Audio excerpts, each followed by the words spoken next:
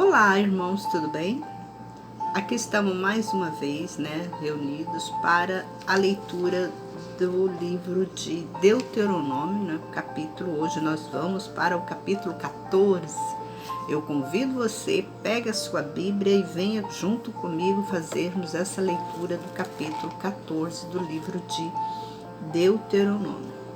Se você não é inscrito no canal, se inscreva, dá joinha, compartilha, esse vídeo, para que outras pessoas também possam, ter esse conteúdo, ouvir esse conteúdo, que é um conteúdo espiritual, um conteúdo que ajuda, o crescimento espiritual das pessoas. Então eu convido você para estar engajado, nessa luta aí, para que a gente possa, proclamar, o Evangelho de Cristo, como Ele nos prometeu, nos pediu, nos aconselhou para fazermos, e eu conto com a tua ajuda também.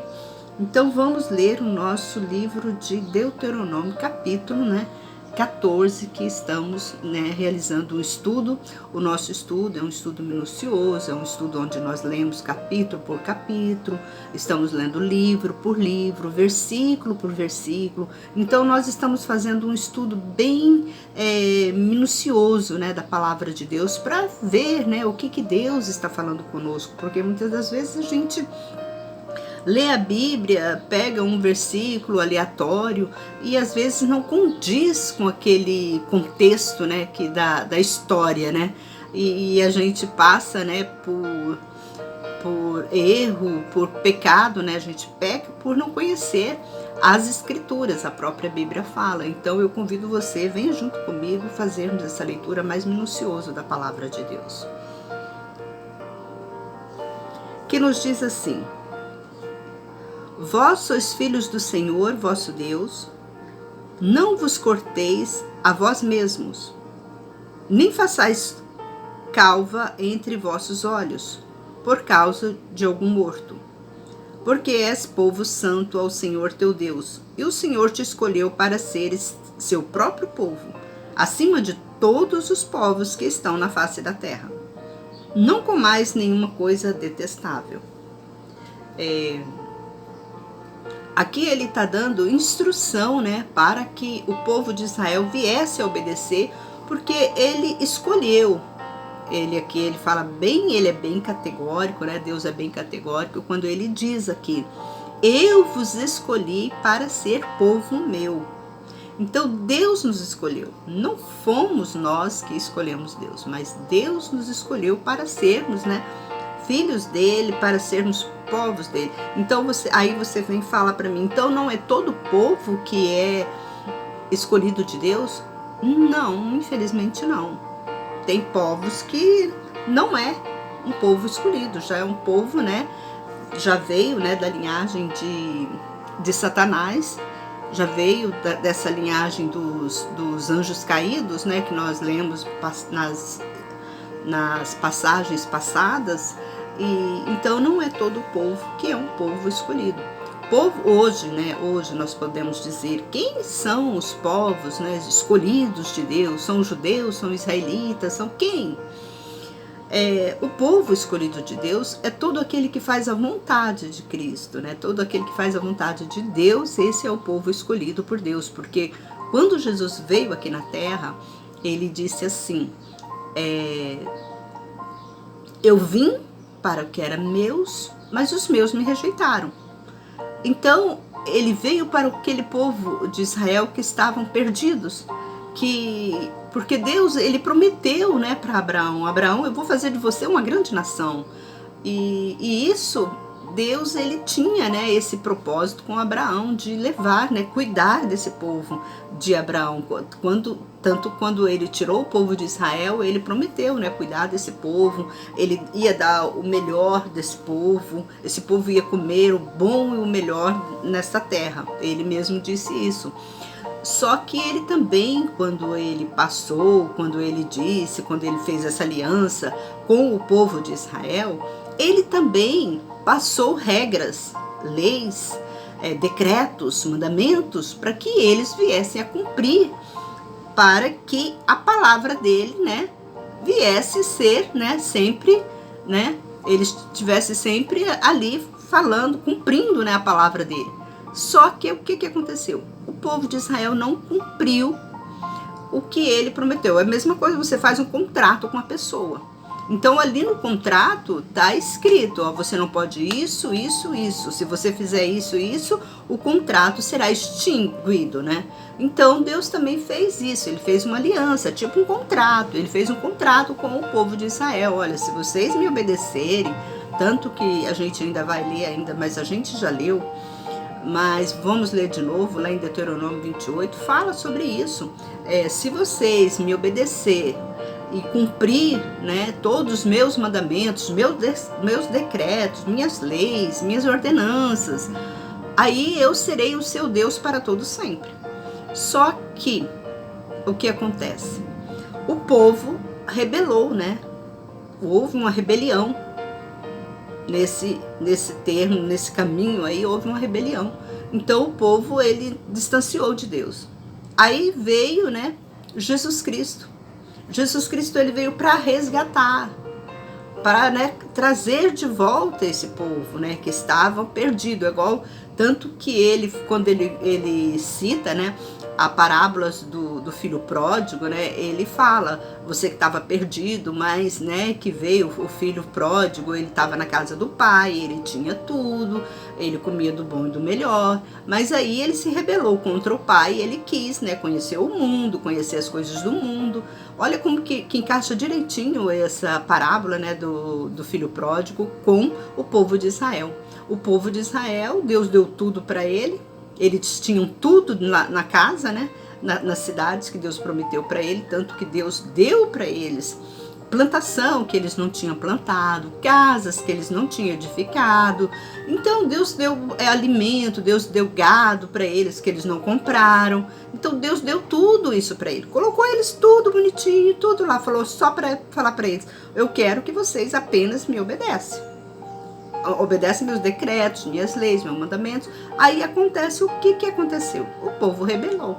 Então foi o que aconteceu, foi a parábola que o próprio Jesus ele falou sobre o filho pródigo. O filho pródigo foi lá para o mundo, gastou todo o dinheiro que o pai dele tinha dado, porque ele exigiu do pai a parte dele, né? Então ele foi para o mundo, gastou tudo. Só que ele voltou arrependido, né? Ele voltou arrependido, o pai aceitou ele de novo, né? Falou para ele, vem, ainda fez uma baita de uma festa, né? Para receber ele. É a mesma coisa conosco. Quando o povo de Israel, nós somos descendência desse povo de Israel, né? Então, esse povo de Israel, eles pecaram. Então, quando a pessoa peca e volta para Cristo e pede perdão, então é perdoado, o pecado é perdoado. Não importa o que ele cometeu lá no mundo, mas se ele voltar arrependido, ele tem perdão diante de Deus. Se ele voltar arrependido e obedecer às leis, os decretos, mandamentos, as ordenanças, tudo que o Senhor, como diz o outro, vamos dizer assim, tudo que o Senhor colocou ali no contrato, ele vai, né? Deus vai abraçar ele e vai amparar ele de todo o coração. E teve um irmão que eu até aproveitando, espero que ele esteja vendo esse vídeo, né? Ele me perguntou, né, sobre isso, se uma pessoa que matasse alguém, não sei se ele matou alguém, mas ele perguntou para mim, eu matei não, ele falou assim, uma pessoa que matou um homem, ele tem perdão diante de Deus, porque nos 10 mandamentos diz não matarás. Aí eu disse para ele, né, eu respondi para ele, mas agora eu também respondo para você, que talvez você também tenha essa mesma dúvida, né? Algum pecado, porque eu acho que o pecado mais terrível, né? É você ter adultério, é você matar, é você descumprir os 10 mandamentos, né? Esses são os pecados, né? E o pecado pior é quando você blasfema contra o Espírito Santo. Então, se ele veio arrependido, então Deus recolhe ele. Deus recolhe, abraça ele, se ele está arrependido. Então Deus perdoa, sim, Deus perdoa. Tanto que eu falo que Deus perdoa, que quando Jesus estava, né, sendo pregado na cruz, tinha 2 ladrões ao lado dele. E um deles falou para Jesus, se lembra-te de mim quando entrares no paraíso. É uma forma do ladrão pedir perdão, né? Pedir perdão para Deus de tudo que ele fez, né? Ele falou, o outro estava insultando, né? Jesus, que você não salvou, agora salva nós dessa cruz aqui, falando para Jesus, né? O outro. Aí o outro pegou e falou assim, olha, nós estamos aqui porque nós merecemos estar aqui, mas esse daí, ele não merece estar aí. Então tinha temor naquele outro, né? Naquela pessoa ali, tinha um temor, né? De Deus ali. Aí Deus viu isso, Jesus viu isso, que realmente ele existia, né? Tinha um temor ali. Então Jesus falou, hoje mesmo estarás comigo no paraíso. Tá vendo? Então, existe perdão? Existe. Se você se prostrar diante de Deus com toda a sua adoração, com todo o arrependimento, né? Tem que haver uma mudança, aí Deus te perdoa. Então, aqui Deus está passando para nós, nesse capítulo 14, as ordenanças, como que nós devemos agir, como o povo de Israel deveria agir. Você está entendendo? Como o povo de Israel deveria agir. É um povo separado, como ele mesmo fala. Eu separei um povo meu, um povo escolhido. Nós somos povos amados. Então ele amou nós, entre todos os povos do mundo, né? Ele amou muita gente. Tanto que por amor a nós, ele destruiu nações, ele destruiu países. Tá entendendo? Ele destruiu países por amor ao povo de Israel. Então nós temos que dar esse crédito também, né? Ouvir, né, o que ele quer. Não é difícil para você obedecer. Então aqui ele fala, olha aqui, ó, no capítulo 14, agora já estamos no versículo 3. Não comais nenhuma coisa detestável. O que é coisa detestável? Ele fala das coisas, né, detestáveis, né, que a gente não pode comer. Então ele fala, estes são os animais que podeis comer: boi, ovelha, cabra, veado, gazela, cabrito montês, cabra selvagem, antílope, búfalo, ovelha montese. Todo animal que tem as unhas fendidas, divididas em duas e que rumina, esse pode comer. Somente este não comais: os que rumina, os que têm a unha fendida. Não podeis comer os seguintes: o camelo, a lebre, o coelho, porque ruminam, mas têm a unha fendida, são imundos para vós. Então, é pecado comer camelo? Sim. É pecado comer lebre? Sim. É pecado comer coelho? Sim. Aí você fala assim, mas Paulo falou que não podemos comer todos os animais, serve de alimento para nós. A gente tem que observar quem que é maior, Paulo ou Deus?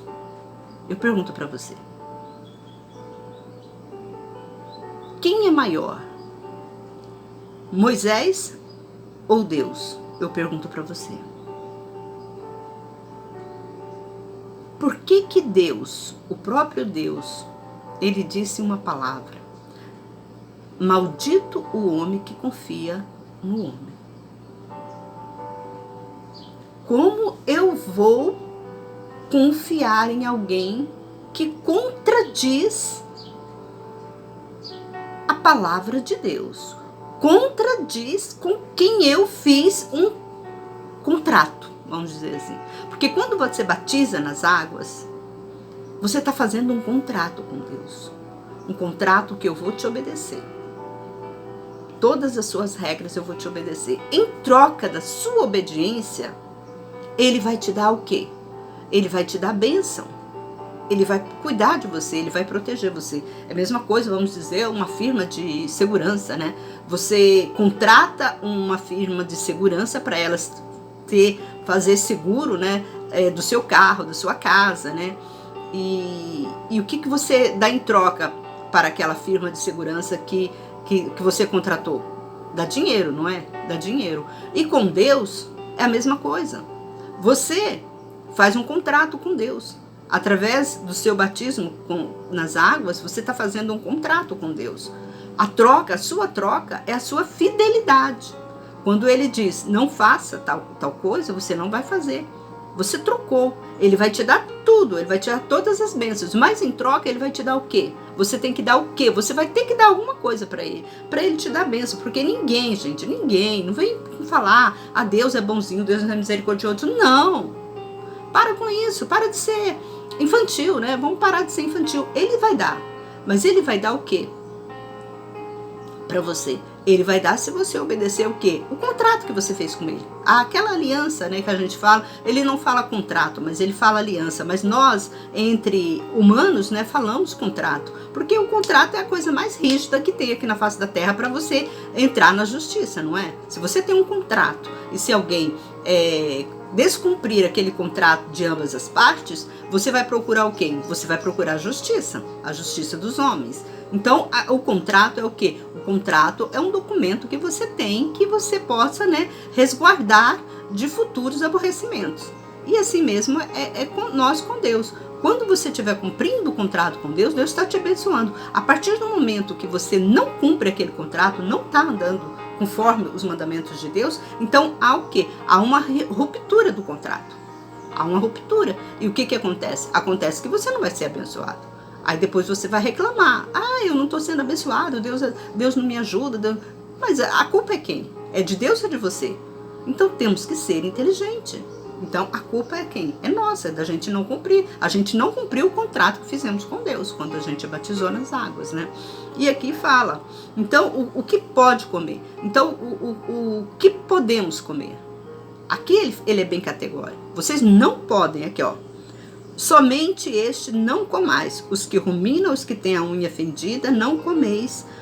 Podeis comer os seguintes, o camelo, a lebre e o coelho, porque ruminam, mas não têm a unha fendida, são imundo para vós. Então, esses não podem comer, o camelo, lebre e coelho. E o porco, porque tem a unha fendida, mas não rumina, é imundo para vós. Não comais da carne destes, e não toqueis em seus cadáveres. Tá vendo? Porco é pecado? É pecado. Mas Moisés falou que a gente pode comer tudo. Tá escrito lá. Mas eu vou falar para você. Quem que é maior do que Moisés? É Deus.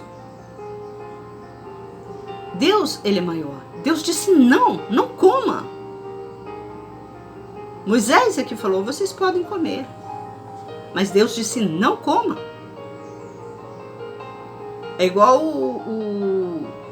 quando você quer divorciar. Moisés disse para o povo, que o povo perturbou tanto Moisés falou, então divorcia. Aí ficou aquele costume, né, das pessoas divorciarem, que estão até no nosso meio de hoje. Mas o próprio Jesus, quando indagou sobre esse negócio de divórcio, o próprio Jesus, ele disse, não foi assim desde o início. Então, o que ele está falando para nós? O que ele está, né, jogando na nossa cara? Olha, você está cumprindo a aliança que você fez com Deus ou com Moisés? Você está cumprindo a aliança que você fez com Deus ou com os homens? Então, nós temos que ter muito cuidado do que nós ouvimos por aí. Nós temos que ter muito cuidado.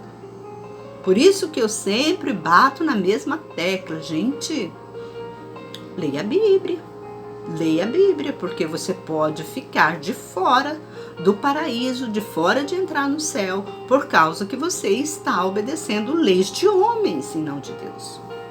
Então, não acha que pastor vai te levar para o céu. Pastor não vai te levar para o céu. Eu sei que tem muita gente que vai contra o que eu estou pregando aqui. Mas eu quero deixar bem enfatizado para você. Você obedece homens ou a lei de Deus?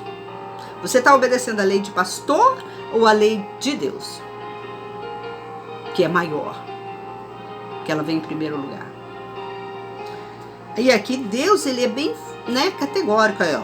E o porco, porque tem unha fendida, mas não rumina, mas é imundo para vós. Não comais da carne destes e não toqueis em seus cadáveres.